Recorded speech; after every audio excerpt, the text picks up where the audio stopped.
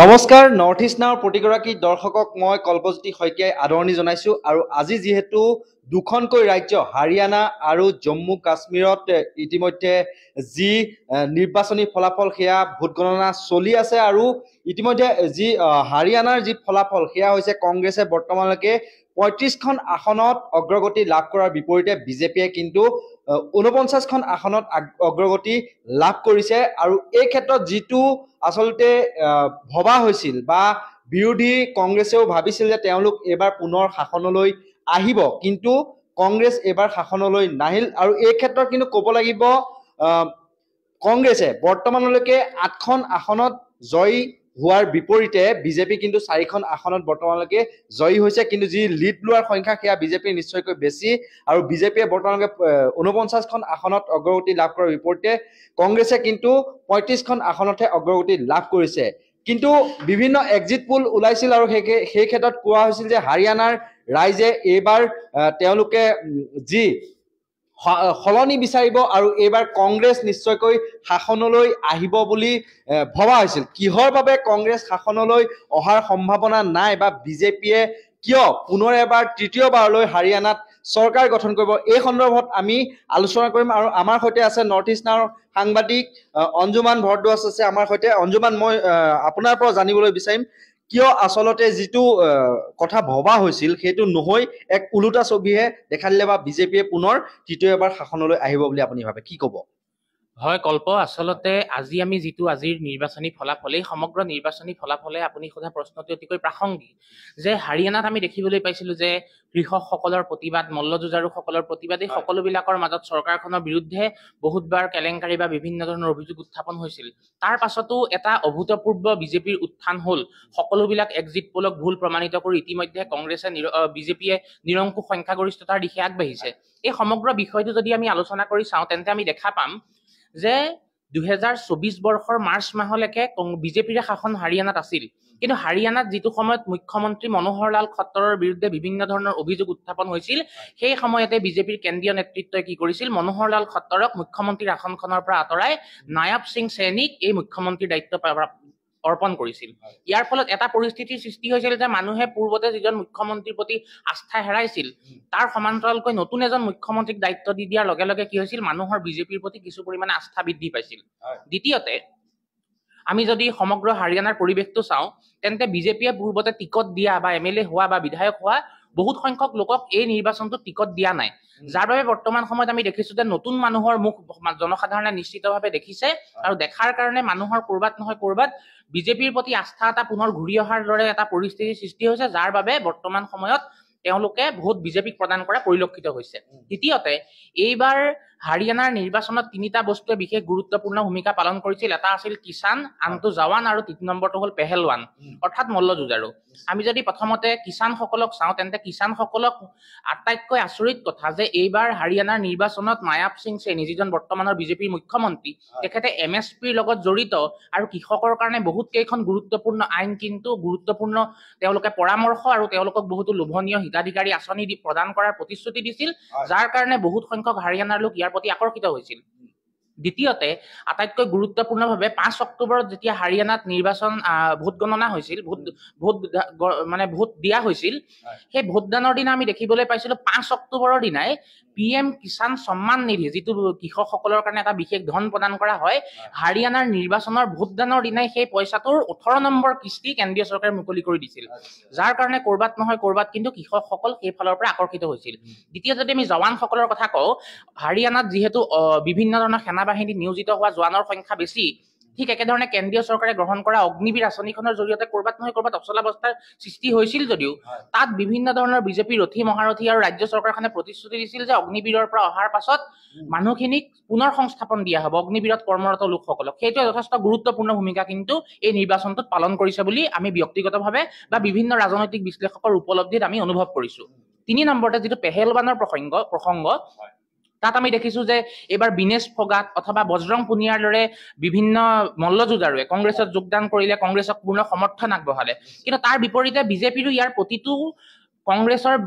ওচৰত থকা মল্লযুঁজাৰুৰ প্ৰতিপাত হৰৰ কিন্তু উত্তৰ বিজেপিৰ হাতত আছিল। কাৰণ আমি ববিতা ফোগাটৰ কথা ক'ব লাগিব। ববিতা ফোগাট এগৰাকী নিজে মল্লযুঁজাৰু, তেখেতৰ হাৰিয়ানাত গণভিত্তি বহুত যথেষ্ট বেছি, তেখেতে বিজেপিক সমৰ্থন কৰিছিল, তেখেত বিজেপিৰ এজন নেতা। দ্বিতীয়তে যোগেশ্বৰ দত্তৰ দৰে হাৰিয়ানাত থকা এজন প্ৰভাৱশালী মল্লযুঁজাৰু, যিয়ে মুকলিকৈ বিজেপিক সমৰ্থন কৰিছিল। লগতে বিনেশ ফোগাট কংগ্ৰেছত যোগদান কৰাৰ সময়ত যেতিয়া ৰাজপথত মল্লযুঁজাৰুসকলে প্ৰতিবাদ কৰিছিল, তেখেতৰে এজন সংগী আছিল নিৰপেক্ষ, কোনো ৰাজনৈতিক মতাদৰ্শত নথকা সাক্ষী মালিক। সাক্ষী মালিকেও কৰবাত নহয় কৰবাত কিন্তু বিনেশ ফোগাটে হেৰিত যোগদান কৰাৰ কাৰণে, কংগ্ৰেছত যোগদান কৰাৰ কাৰণে অসন্তুষ্টি কিন্তু প্ৰকাশ কৰিছিল। এই তিনিওটা বিষয়ে কিন্তু হাৰিয়ানাৰ নিৰ্বাচনী প্ৰেক্ষাপটটোত মই ভাবো বিজেপিক বৰ্তমান সময়ত জয়ী হোৱাত বা লিড লোৱাৰ ক্ষেত্ৰত যথেষ্ট এটা গুৰুত্বপূৰ্ণ ভূমিকা পালন কৰিছে। কিন্তু তাৰ বিপৰীতে কংগ্ৰেছে হওক বা অন্যান্য বিৰোধী যিসমূহ ৰাজনৈতিক দল হওক, তেওঁলোকে কিন্তু কৈছিল যে হাৰিয়ানাৰ কৃষক আৰু পঞ্জাৱৰ কৃষক তেওঁলোকে দিল্লীৰ ৰাজপথ কঁপাই থৈছিল। আৰু ইতিমধ্যে যোগেন্দ্ৰ যাদৱৰ এটা মই ইণ্টাৰভিউ চাইছিলোঁ, তেওঁ এটা কথা উল্লেখ কৰিছিল যে আজিৰ পৰা 2-2.5 বছৰ আগতে কিন্তু বিজেপিক চৰকাৰখনত উফৰাম বুলি হাৰিয়ানাৰ মানুহে বোলে ইতিমধ্যে সংকল্প লৈ লৈছিল বুলি তেওঁ উল্লেখ কৰিছিল। আৰু এই ক্ষেত্ৰত মল্লযুঁজৰ কথা আহোঁতে যেতিয়া দিল্লীৰ যন্তৰ মন্তৰত মল্লযুঁজাৰুৱে যি প্ৰতিবাদী কাৰ্যসূচী ৰূপায়ণ কৰিছিল, আৰু তৃতীয়তে জোৱানৰ কথা কওঁতে অগ্নিবীৰ যিখন আঁচনি কথা তুমি ইতিমধ্যে ক'লা, সেই আঁচনিখনৰ যিসমূহ আচলতে জোৱান আছে বা যুৱক আছে, সেইসকলে বোলে সিদ্ধান্ত লৈছিল এইবাৰ বিজেপিৰ বিকল্প হিচাপে কংগ্ৰেছক তেওঁলোকে আঁকোৱালি ল'ব। কি ক'বা? আৰু ৰাহুল গান্ধীয়ে এইবিলাক প্ৰসংগ কিন্তু তেওঁ ভাষণ প্ৰসংগত কিন্তু উল্লেখ কৰিছিল। কি ক'বা? আচলতে যিটো কৃষক আন্দোলন, সেইটো কোনো ৰাজনৈতিক দলক লৈ পেলাই কেন্দ্ৰ কৰি হোৱা আন্দোলন নাছিল। সেইটো কৃষকসকলৰ স্বাৰ্থ, কৃষকসকলৰ যি ন্যূনতম সমৰ্থন মূল্য, যাক MSP বুলি কোৱা হয়, এইসমূহ বিষয়ক লৈ পেলাই হৈছিল। এতিয়া বৰ্তমান সময়ত আমি দেখিছো যে নিৰ্বাচনৰ ঠিক এসপ্তাহ আগলৈ আপুনি চাওক, নিৰ্বাচনৰ এসপ্তাহ আগলৈ কোনো কৃষক আন্দোলন বা কোনো কৃষক নেতাই মুকলিকৈ ওলাই আহি কংগ্ৰেছক ভোটদান কৰিব লাগে বুলি কোৱা নাছিল। তেওঁলোকে এটা কথাই কৈছিল যে বিজেপিৰ বিৰুদ্ধে যিটো শক্তিশালী প্ৰাৰ্থী থাকে তাক আমি দিম। আমি কৰবাত নহয় কৰবাত দেখিছো যে হাৰিয়ানাত আম আদমি পাৰ্টিয়েও প্ৰাৰ্থী প্ৰক্ষেপিত কৰাৰ ফলত যিটো ইণ্ডিয়া মিত্ৰজোঁটৰ উমৈহতীয়া প্ৰাৰ্থী প্ৰক্ষেপ কৰা যিটো আছিল, এই সমগ্ৰ বিষয়বস্তুটো কি কৰিছিল, কৰবাত নহয় কৰবাত তেওঁলোকে সাংঘাতিক ধৰণে তাত তেওঁলোকৰ প্ৰাৰ্থী প্ৰক্ষেপ কৰাটো এটা গুৰুত্বপূৰ্ণ ভূমিকা পালন কৰিছিল। লগতে মই এটা কথা ইতিমধ্যে কৈছোৱে যে বিজেপিৰ সাংগঠনিক ভেটিটোৰ সঘনাই সাল সলনিয়ে হাৰিয়ানাৰ লোকসকলক কৰবাত নহয় কৰবাত আশ্বস্ত কৰিব পাৰিছিল যে প্ৰকৃততে যিহেতু পূৰ্বতে 10 বছৰ ধৰি তাত চৰকাৰ আছিল, এইবাৰ যদি চৰকাৰ গঠন হয় বিজেপিয়ে তৃতীয়বাৰৰ কাৰণে হাৰিয়ানাত চৰকাৰ গঠন কৰিব। কৰবাত নহয় কৰবাত মুখ্যমন্ত্ৰীৰ সাল সলনি অথবা নেতৃত্বৰ সাল সলনি, লগতে নায়াব সিং চৈনীৰ যিবিলাক পূৰ্ব পৰিকল্পিত নীতি, তেখেতে বহু দীৰ্ঘম্যাদী পৰিকল্পনাৰ কথা জনসাধাৰণৰ আগত কয়, আৰু কৃষকসকলে এইখিনিত আশ্বস্ত হ'ব পাৰিছিল। MSPৰ কথা কৈছিল, তেওঁলোকে MSPৰ কাৰণে পৃথক হাৰিয়ানাত আইন প্ৰণয়নৰ কথা কৈছিল। এইবিলাকে কৰবাত নহয় কৰবাত কৃষকসকলে যে দাবী উত্থাপন কৰিছিল তাক বিজেপিয়ে পূৰ্ণ কৰিব বুলি তেওঁলোকৰ মনত এটা আশাৰ সঞ্চাৰ হৈছিল, যাৰ বাবে বৰ্তমান সময়ত কৃষকসকলৰ যথেষ্ট সংখ্যক কৃষক কিন্তু আমি হাৰিয়ানাৰ বিজেপিৰ পক্ষত আমি দেখিবলৈ পাইছো। জাত ভোটৰ প্ৰসংগ আহি পৰিছে বিজেপিক সমৰ্থন কৰা বুলি, এইটো তুমি কেনেদৰে চোৱা? হয়, আচলতে জাত ভোটটো ইমানেই বৃহৎ এটা গুৰুত্বপূৰ্ণ ভূমিকা পালন কৰে। বৰ্তমান সময়ত হাৰিয়ানাত জাতসকলৰ প্ৰায় 100তকৈ অধিক খাপ পঞ্চায়ত আছে। এই খাপ পঞ্চায়তসমূহত প্ৰতিটো খাপ পঞ্চায়তৰ মত বেলেগ বেলেগ। প্ৰতিটো খাপ পঞ্চায়তে কেতিয়াবা কিছুমান উমৈহতীয়া ইছ্যুত একেলগে মাত মাতে যদিও 100তকৈও অধিক খাপ পঞ্চায়তৰ কোনটো খাপ পঞ্চায়তে কেনেকুৱা ধৰণে ভাবে আৰু মানুহে কোনজন প্ৰাৰ্থীক পচন্দ কৰে, সেইটোত খাপ পঞ্চায়ত বা জাত কমিউনিটিটোতকৈ তাত প্ৰাৰ্থীসকলৰ গুৰুত্বটো অধিক। কোনজন প্ৰাৰ্থী এটাত উঠিছে আমি দেখিবলৈ পাইছো সাংঘাতিক ধৰণে তাত প্ৰাৰ্থী সলনি কৰি দিয়া হৈছে। পূৰ্বতে 2-3বাৰৰ বিধায়ক হোৱা মানুহে এইবাৰ টিকট পোৱা নাই। সেইটোৱে কৰবাত নহয় কৰবাত কিন্তু জাতসকলকো এইটো আশ্বস্ত কৰিছিল যে তেওঁলোকৰে যিহেতু কমিউনিটি বা তেওঁলোকৰে জাতিৰ লোককো বিজেপিয়ে উঠাইছিল, সেইজন আছিল সেই জাতিটোৰ ধৰি লৈছো বিজেপি দলটোৰ এজন শীৰ্ষস্থানীয় নেতা। তেখেতক দেখি মানুহে কল্পনা কৰিবলৈ আৰম্ভ কৰিছিল যে এইজন মানুহ যদি আমাৰ প্ৰতিনিধি হয় তেন্তে নিশ্চিতভাৱে আমাৰ পক্ষে এওঁলোকে কাম কৰিব। আমি একেটা কথাও কিন্তু জম্মু কাশ্মীৰৰ প্ৰেক্ষাপটত দেখিবলৈ পাইছো। আচলতে কোৱা হয় যে নিবনুৱাৰ ভয়ংকৰ সমস্যাৰ কথা, এই কথা বিৰোধীয়ে বাৰম্বাৰ উল্লেখ কৰিলে যদিও এই নিবনুৱাৰ ভয়াৱহ ছবিখন যিহেতু এটা বাতৰি প্ৰকাশ পাইছিল যে যিটো চুইপাৰ পদৰ বাবে নিৰ্বাচনৰ আগে আগে যিটো 50,000 চুইপাৰ পোষ্ট হেৰি কৰিছিল, মুকলি কৰিছিল আবেদনৰ বাবে। তাত 46,000 কিন্তু স্নাতক আৰু স্নাতকোত্তৰ, 40,000 স্নাতক আৰু 6,000 স্নাতকোত্তৰ তাত তাৰমানে আবেদনকাৰী আবেদন কৰিছিল। তাৰ পৰা পৰিস্ফুট হৈছিল নিবনুৱাৰ ভয়ংকৰ ছবিখন। এই কথাবিলাক আচলতে বিৰোধীয়ে ৰাইজৰ মাজলৈ লৈ যোৱাত ব্যৰ্থ হ'ল নেকি কোনোবা ক্ষেত্ৰত? কি ভাবা? এতিয়া আজি আমি যিটো দেখিছো, আজি অলপতে অসম কংগ্ৰেছৰ এগৰাকী নেত্ৰীয়ে অসমৰ এটা ৰাজ্যিক চেনেলক সাক্ষাৎকাৰ দিয়া দেখিলো তেখেতে কৈছে যে আজি ৰাতিপুৱাৰ পৰা কংগ্ৰেছৰ মুখ্য কাৰ্যালয়ত যি ধৰণে মিঠাই বিলোৱা ঢাক ঢোল বজোৱা আদিৰ দৰে কাৰবাৰ হৈছিল তেওঁ সেই বিষয়ে অজ্ঞ বুলি কৈছিল সেইটো অসমৰ প্ৰেক্ষাপটত তেখেতে এগৰাকী জ্যেষ্ঠ নেতা তেখেতে তেনেকুৱা কোৱাটো উচিত নাছিল কংগ্ৰেছ এক্সিট পল 10 বজালৈকে সকলো কংগ্ৰেছ কাৰ্যালয়তে সকলোৱে মিঠাই খোৱা আমি নিজে দেখিছো হয় এই এনেকুৱা ধৰণৰ পৰিস্থিতি বিলাকত তেওঁলোক কৰবাত নহয় কৰবাত অভাৰ কনফিডেন্সত আছিল বুলি বা অতি আত্মবিশ্বাসী হৈ আছিল বুলি বৰ্তমান তেওঁলোকৰ যেটো ৰাতিপুৱাৰ সময়ত আমি এক্সাইটমেন্ট দেখিবলৈ পালো যেটো উৎসুকতা দেখিবলৈ পালো বা অত্যুৎসাহিতা বুলি আমি ক'ব লাগিব এক্সাইটমেন্টক এই অত্যুৎসাহিতা আমাৰ পৰা এটা কথাই প্ৰমাণ হৈছে যে তেওঁলোকে হয়তো খাপ পঞ্চায়ত বা কৃষক আন্দোলন বা মল্লযুঁজাৰুসকলৰ আন্দোলন দেখি পূৰ্বতে এটা ধাৰণা কৰিবলৈ হয়তো আৰম্ভ কৰিছিল যে আমি হয়তো কম এফৰ্ট দিলেও বা কম গুৰুত্ব দিলেও আমি কৰবাত নহয় কৰবাত কৰিব পাৰিম কিন্তু এখিনতে এটা কথা উল্লেখ কৰো যে কৰবাত নহয় কৰবাত হাৰিয়ানাৰ দৰে হিন্দু সংখ্যাগৰিষ্ঠ অঞ্চলত কিন্তু হিন্দুত্বৰ বিজেপিৰ যেটো কাৰ্ড সেইটো এনে কিন্তু কৰবাত নহয় কৰবাত গুৰুত্বপূৰ্ণ ভূমিকা পালন কৰে ইতিমধ্যে আমি অসমৰ মুখ্যমন্ত্ৰীক যোৱা দেখিছিলো হিন্দুত্বৰ পোষ্টাৰ বাবৰৰ প্ৰসংগৰে তেওঁ গৰম কৰি তুলিছিল হয় আসলতে যেটো হিন্দুত্বৰ পোষ্টাৰ বয় বুলি বিজেপিৰ যাক কয় যোগী আদিত্যনাথ তেখেতে নিৰ্বাচনৰ পূৰ্বে কেইবাখনো গুৰুত্বপূৰ্ণ জনসভা কৰিছিল য'ত সাংঘাতিক ধৰণে তেখেতে ধৰ্মীয় কথা কিছুমান কৈছিল য'ত হিন্দু মানুহসকল কৰবাত নহয় কৰবাত প্ৰভাৱান্বিত হৈছিল আৰু এই বিষয়বিলাক যিবিলাক মাদ্ৰাছা ভঙা বুলিও কৈছিল অসমত হয় এনেকুৱা ধৰণৰ কথাবিলাকে কি এনআৰচি প্ৰসংগ এই এনেকুৱা ধৰণৰ প্ৰসংগবিলাকে কি কৰিছিল কৰবাত নহয় কৰবাত সেই জনসাধাৰণক এটা গুৰুত্বপূৰ্ণভাৱে বিজেপিৰ ফালে তেওঁলোকৰ দুৰ্বলতাটো বৃদ্ধি কৰাত কিন্তু এটা সহায় কৰিছিল আমি যদি এতিয়া জম্মু কাশ্মীৰৰ প্ৰসংগটোলৈ আমি আহো তেন্তে জম্মু কাশ্মীৰৰ কথাটো এনেকুৱা ধৰণৰ হয় যে জম্মু কাশ্মীৰত আমি দেখিছিলো যে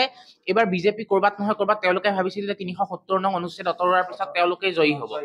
কিন্তু সেইটো তেওঁলোকৰ পক্ষে নহল আমি যদি জম্মু আৰু কাশ্মীৰ কিন্তু সাংঘাতিক ধৰণে বহুত বেয়া ফলাফল পিডিপিৰ বেয়া ফলাফল হোৱাৰ এনচিৰ বিপৰীতে এইটো কাৰণে আমি কম যে তাত মানুহে এটা কথা দেখিছিল যে বিজেপিয়ে কি কৰিছিল হিন্দু সংখ্যাগৰিষ্ঠ জম্মু আৰু বাকি সকলে মুছলিম সংখ্যাগৰিষ্ঠ কাশ্মীৰত অধিক গুৰুত্ব দিছিল মুঠ 90খন আসন ইয়াৰে 43খন আসন জম্মুৰ হিন্দু সংখ্যাগৰিষ্ঠ য'ত হিন্দু ভোটাৰ বেছি তাত কিন্তু বিজেপিয়ে ভবা ধৰণে ভাল ফল দিব পৰা নাই তেওঁলোকে 28 29 খনত লিড লৈ আছে 20খন এতিয়া বৰ্তমান 29 খনত লিড লৈ আছে আমি এটো দেখিবলৈ পাইছো যে হিন্দু সংখ্যাগৰিষ্ঠ 43খন আসনত কিন্তু তেওঁলোকে ভবা ধৰণে ভাল কৰিব পৰা নাই অৰ্থাৎ হিন্দু জনসংখ্যা বিজেপিৰ প্ৰতি কৰবাত নহয় কৰবাত কিন্তু আমি জম্মু কাশ্মীৰত ৰুষ্ট হোৱা দেখিছো ঠিক একেধৰণে যদি আমি তাত জম্মু কাশ্মীৰত বাকি দলসমূহৰ উত্থানৰ কথা চাওঁ আমি তাত দেখিছো বিজেপিয়ে কোন সকল নেতাক গুৰুত্ব দিছিল বিজেপিয়ে অতদিনে বিজেপি কৰি থকা কাশ্মীৰৰ নেতাসকলক গুৰুত্ব দিয়া নাছিল নিৰ্বাচনৰ ঠিক পূৰ্বে নেশ্যনেল কনফাৰেন্স পিডিপি আৰু কংগ্ৰেছৰ পৰা যিসকল নেতা বিজেপিলৈ আহিছিল তেওঁলোকক অধিক গুৰুত্ব প্ৰদান কৰিছিল এখন ৰাজ্য গুৰুত্বপূৰ্ণভাৱে এইসমূহ যেতিয়া জ্যেষ্ঠ নেতা কতৰে কনিষ্ঠ নেতা বা নতুনকৈ সোমোৱা আন দলৰ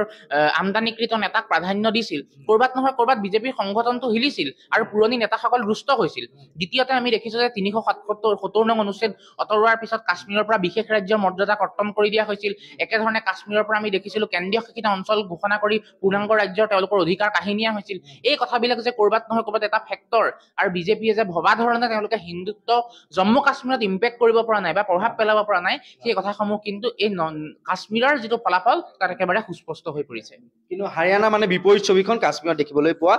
গৈছে হয় অৰ্থাৎ বিজেপি এটো ভাবি থাকিব নালাগে যে 370 নং অনুচ্ছেদ আঁতৰোৱাটো তেওঁলোকে হিন্দু জনসংখ্যাৰ ভোট পাব পাৰিব কাৰণ আমি কাশ্মীৰৰ ভোট বাদ দিলো অকল জম্মুৰে যদি 43খন এখন চাওঁ তেন্তে বিজেপি 26 খনত আগবাঢ়িছে কেতিয়াবা 27 28 কিন্তু তেওঁলোকে 30ৰ সংখ্যা ক্ৰছ কৰিব পৰা নাই অৰ্থাৎ 13খন বা 13খনতকৈ অধিক বা 14 15খন হিন্দু সংখ্যাগৰিষ্ঠ আসনত বিজেপিৰ প্ৰতি আস্থাভাজন হিন্দু লোকৰ সংখ্যা হ্ৰাস পাইছে অৰ্থাৎ বিজেপিয়ে যিবিলাক কাম জম্মু কাশ্মীৰত কৰিছে বা তেওঁলোকে যিসমূহ সুবিধা পূৰ্বতে পাইছিল সেইসমূহ কৰ্তন কৰা হৈছে তাক লৈ কিন্তু বিজেপিয়ে পুনৰ বিবেচনা কৰাৰ সময় কিন্তু জম্মু কাশ্মীৰৰ নিৰ্বাচনী ফলাফলটোৱে সকলোকে প্ৰদান কৰিছে